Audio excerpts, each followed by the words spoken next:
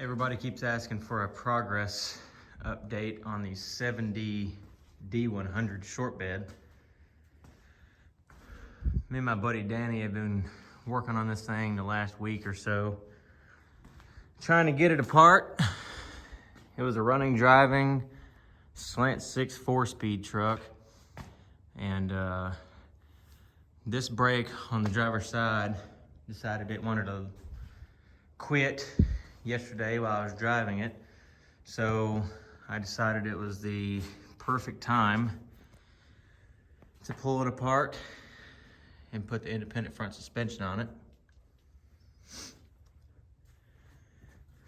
Why waste money on a drum brake whenever you've got this laying around? Took the old straight axle out from underneath it, which that ride like shit. But this is gonna lower it 6 inches in the front. I've also got a Western chassis flip kit coming for the rear end until I decide to stop being lazy and build a 4-link for this thing in the rear end. It does have the 8 3/4.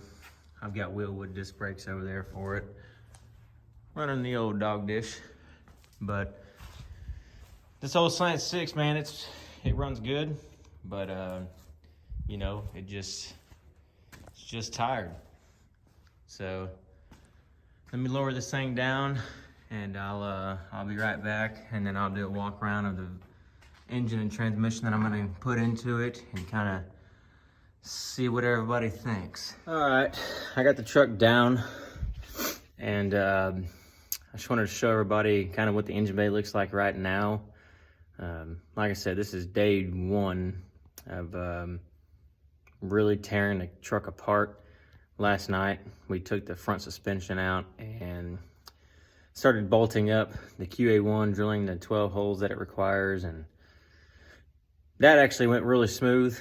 Man, this is the 5th or 6th time I've used QA1, and welds are good, powder coat's good, structure's always good, and they always have top-notch stuff. So big thanks to QA1 for allowing me to use this setup and see how it does on this truck. I know they have corkscrew, their white D100, and this truck's gonna be pretty similar to that, only because there's not very many things you can do to a D100 and not spend hundreds of hours on custom fabrication for suspension and things like that. So I'll turn this thing around, show you the engine bay, show you the cab, and I'll bring you over to the motor and transmission.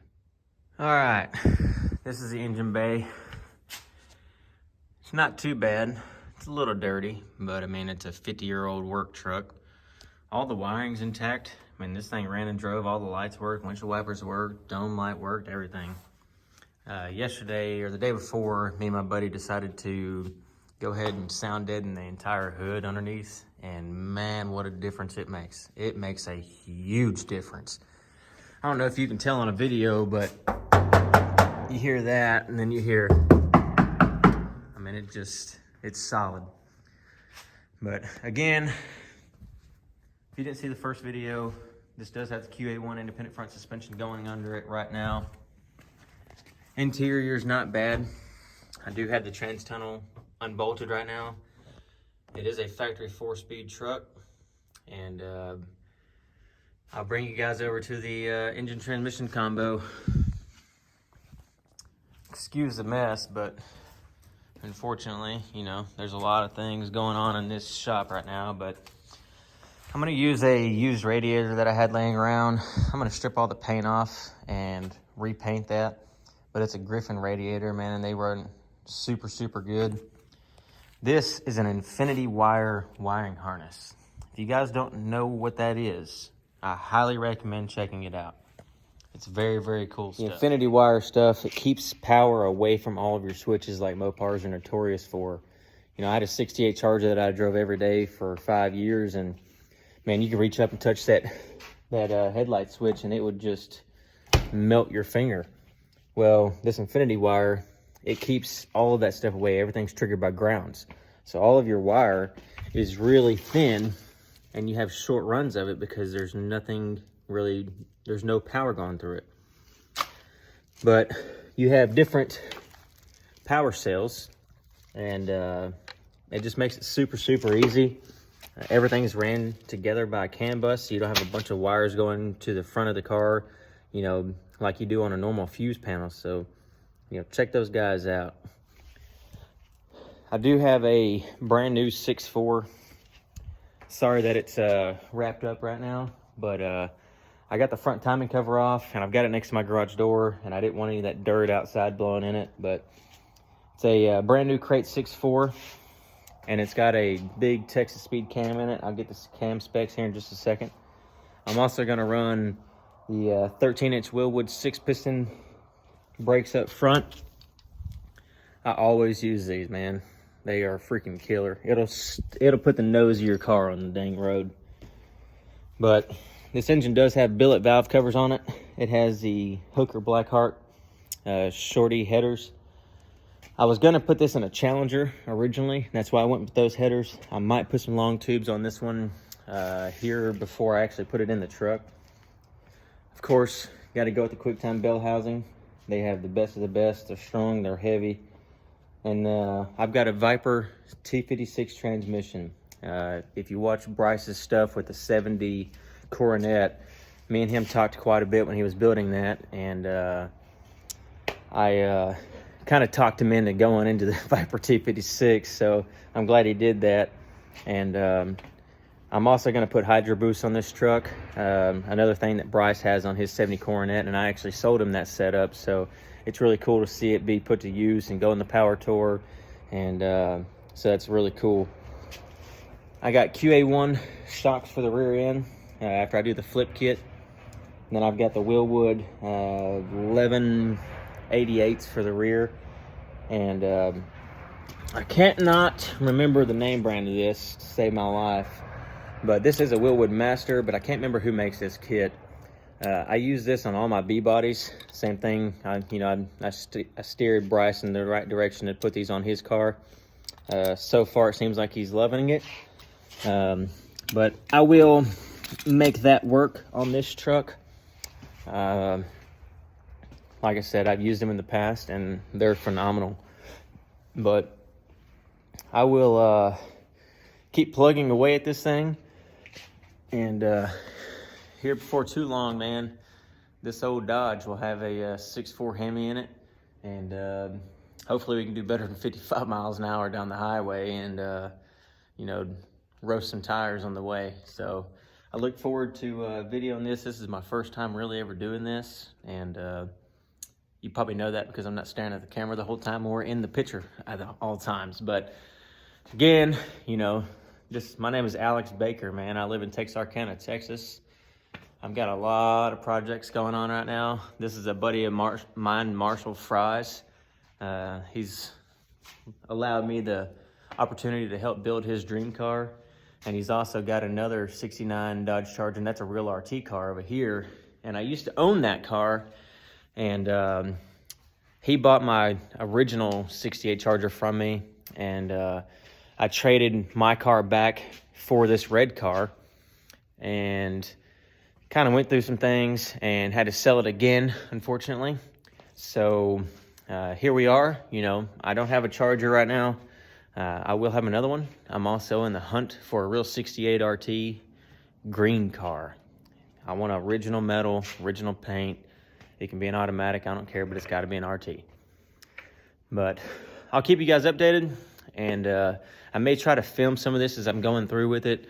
My dad's trying to find a nice little tripod setup that we can use, and hopefully we can make this a pretty cool little build. And you know, we're just normal people, man. You know, me and my buddy, you know, we're no Chip Foose or anybody like that. You know, we're just normal people. I just happen to be really lucky and had a shop that I could do this stuff in. And this is the best $3,000 I've ever spent in my life, was to buy this dang Challenger lift. It's been phenomenal. And I'll probably end up putting another one on the other side of the shop whenever I get rid of everybody else's cars. But again, I hope you guys decide to watch these. They're probably going to be funky, and we're probably going to do some things that people don't like. But, you know, that's hot rodding. And, you know, unfortunately, you're not ever gonna make everybody happy, so I say the heck with it. Make yourself happy, build hot rods, and you know, the people that ain't building hot rods, they're gonna talk the most smack, and that's all right. I'll leave two lines of rubber down the highway whenever they're sitting there driving their Prius, so we'll have fun with it. Come back next time, and hopefully you guys like it, man. You know, maybe it'll inspire somebody else to build something, and you know, there's nothing wrong with that old slant 6 4-speed, so if that's all you have, and that's all you're driving, and that's all you can afford, there ain't nothing wrong with that. Drive it till the wheels fall off, put some new lugs on it, drive it again. Alrighty, I'm out. I'll see y'all next week when I get back from work trip, and we will continue working on this thing.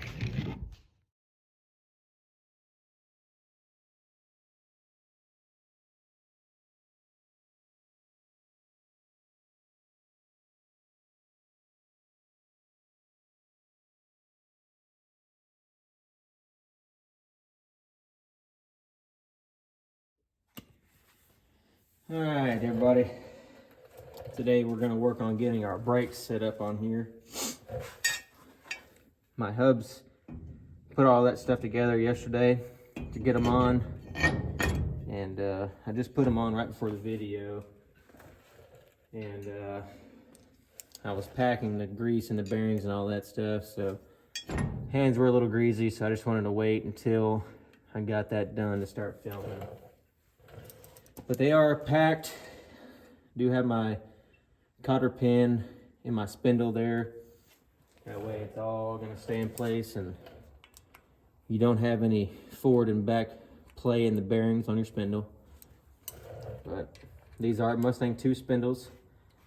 This is what QA1 provides. And also, you have a much better setup of brakes and way more option for brakes. I didn't get the 2-piece on this. Wasn't in the budget at the time, but these will do just fine. And I've got a nice, good, pretty happy with the amount of force it's gonna take to turn these with the bearings being tightened up all the way. So let's get in here and look at mounting our bracket.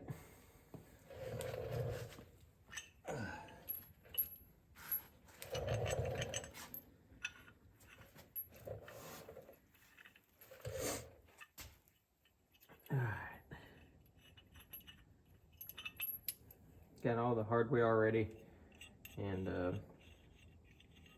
just gonna get all this stuff mounted, see how it goes.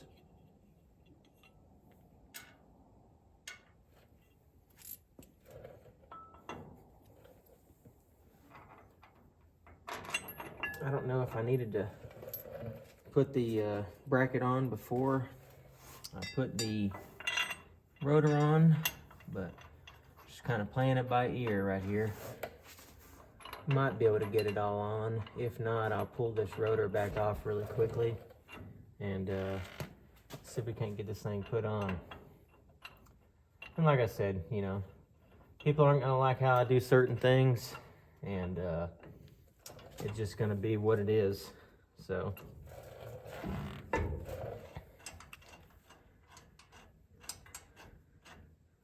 all right,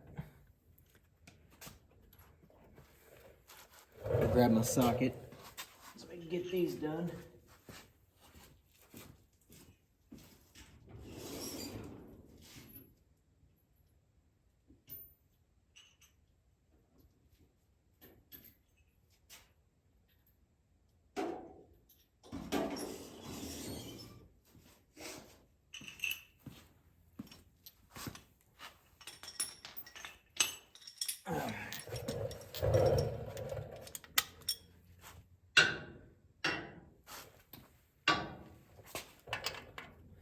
Sorry about the little dead space there, but we're getting it worked out here. And I'll show you in just a second, but these rotors do have a directional tab on them, right here. I don't know if you can see that or not, but there is an arrow, so it is directional. So make sure whenever you put these on that you have the rotors going in the right direction.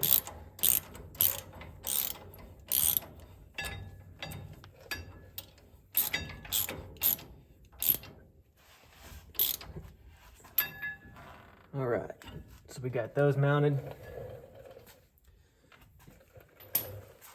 I'm not gonna put the pads in the calipers just yet. The truck is in the very beginning stages of being built, so I don't want to have a bunch of issues with trash getting in there or them sliding around on the rotors and possibly damaging them. So I'm just gonna wait to put those on.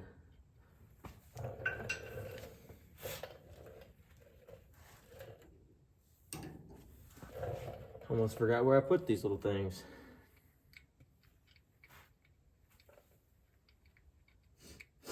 I have not done the passenger side yet, so right after this we will go over there and get that side started. Grab one more socket here for this little one.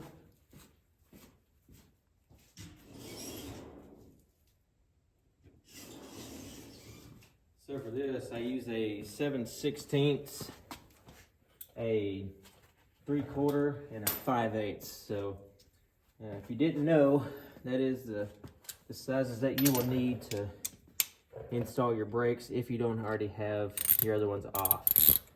If you don't have your other ones off, obviously you're gonna have to use whatever size those factory ones are. But as far as wheel wood goes, this is the sizes that you will use to install this specific kit. I usually use a little bit of my battery operated tools, but I didn't want that to be loud on the camera, so I'm just gonna do everything the old school way and build this truck by hand.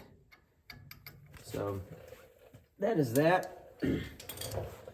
Whenever you install the brake pads, you can just take this little deal right here out. It's kind of tight. I tightened it up just a touch while ago when I was messing with it. But you can get this little pull pin here, and it will release a little rod, and it makes changing your brake pads super simple.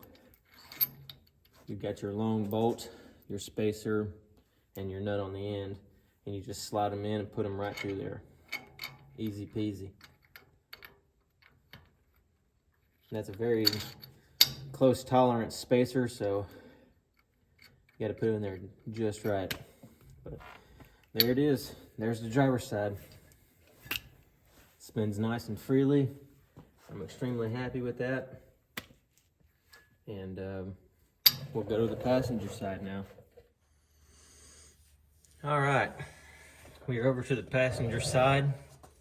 As you can see, everything is still up in the mock-up stages, so if you see some stuff that's loose, don't stress, don't worry.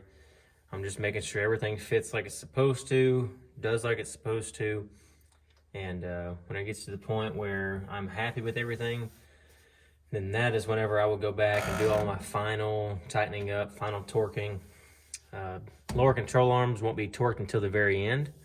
I don't know if you can see those bolts right here. They are tightened down, they are 9-lock nuts, but you do not torque those down until you have engine in, transmission in, and you're sitting at ride height that you want. Then you torque those down to 90 foot-pounds. But we'll get back to the brakes here, and we'll do the same thing that we did on the other side. Bearings are packed. A lot of people don't believe you when you say things, so I don't know if you can see that in there, but they are packed very well, actually. And here we go. Throw these on, make sure they're fully seated. And then we get our nut, throw that on there.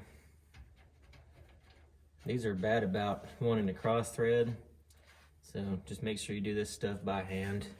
Make sure you got some free play in it a little bit, and go behind it and just tighten it up just a hair. because whenever you get some weight on these, it'll be quite a bit easier to turn. So don't stress if you feel like you've gone too far. If you can't turn it at all, then you've probably gone too far. But other than that, I actually need to go a little further so it'll all line up. So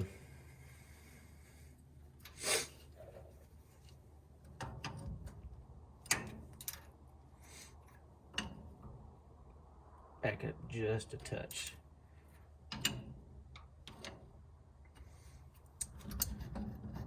Now that gives me a little bit of forward back play, so I'm gonna go the opposite way. Just like that. What I'm doing here is on this little cover, it gives you teeth, and that's where you're gonna put your cotter pin at. And that way nothing can move around and loosen up on you. So I just wanted that to line up real good. Excuse me. So we'll get this bent up and keep on going. That one didn't want to bend as easy as the driver's side did, but that's on there. Got some pretty decent free play. Put our dust cover back on after I drop it on the floor, probably.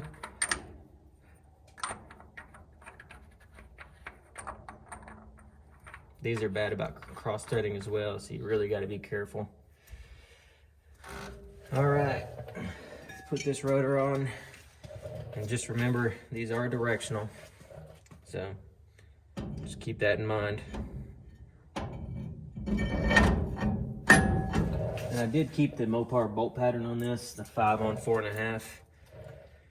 Luckily this truck carried that originally, so that made it nice. Didn't have to worry about changing it or using different wheels if I didn't want to. And I did it again. I put this on there, one slot over, so these holes didn't line all the way up. So let's try that again. And what I'm talking about is you got alignment holes for your set screws. So just kind of gotta keep playing with it until you have them all lined up.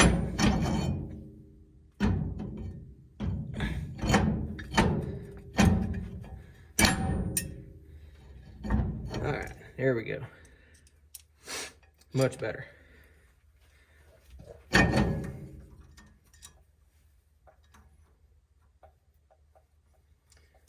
All right.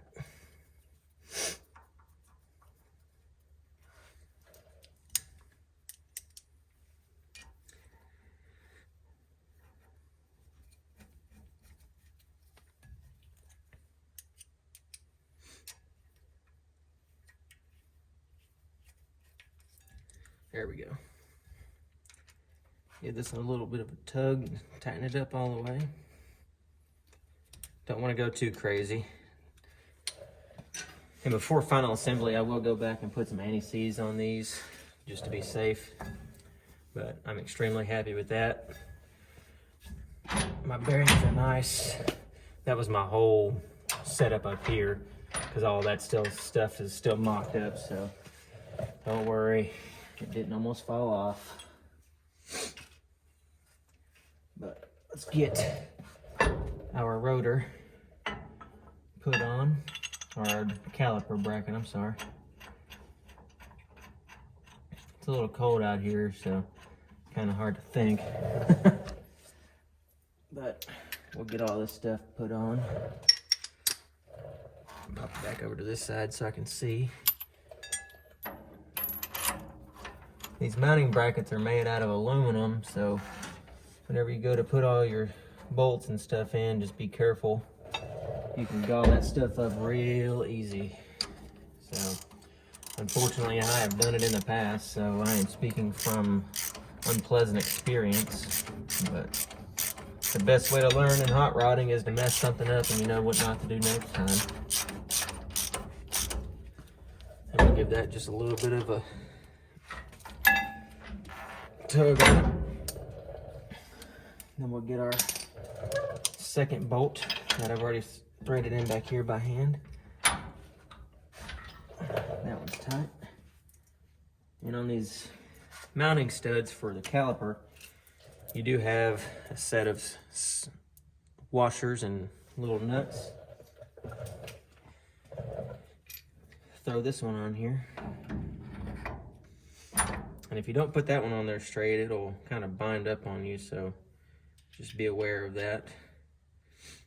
And for you people that do not know, a washer has a top and bottom.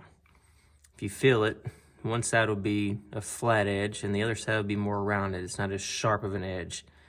Always put the flat edge down.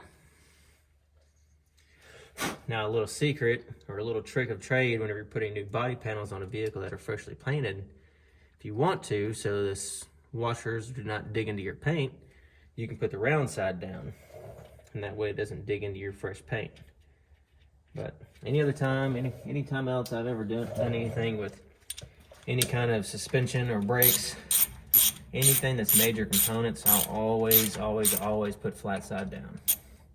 It just gets you a better bite.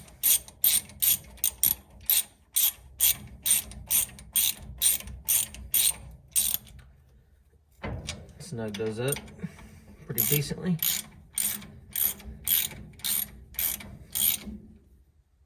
Alright. And same thing on that side. I'm not going to put the pads in just yet, but I'm extremely happy with that. And man, those things look good. They are big. And that's exactly what I wanted to have on this truck, with big disc brakes, a nice low-P cammed Hemi, and a 6-speed manual. So I wanted to keep this thing true to its roots, so that's why I got a Hemi. LS swap went through my mind, but I already had the Hemi, so there's no reason to do that. But I'll be back.